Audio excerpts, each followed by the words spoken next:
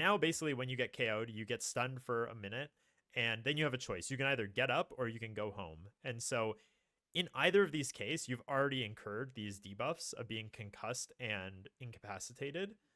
And we wanted to make sure that previously in Alpha 3, we saw this issue where, like, if you're in your base and you get KO'd, you would just get up, like respawn again and again and again, and there's no punishment. And if you're out and you get KO'd, you get sent home, and it's like the worst thing ever because you're like, I was so far from base. This is such an inconvenience.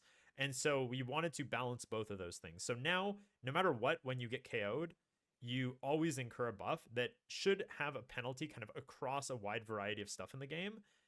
And you also have the choice to get up. So the problem here is, so I can get up, and I think this is probably going to be Petition to make this actually go big or go home. And if you go big, you go into permadeath mode. so no, but so it's a good point. So the one thing I'll say is the enemy regen is not working here. So that enemy should have regened a lot more of its health.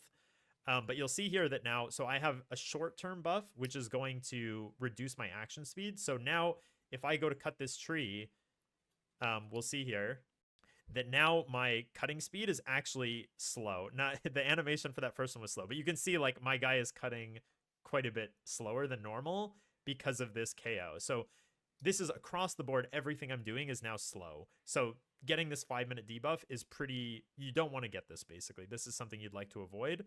And then you also have this stacking concussed debuff. So every time you get KO'd before it runs out, it stacks and gets longer. So right now I have a 30-minute of reduced health, reduced speed, and stamina. You'll notice that it's not actually reduced by that much right now.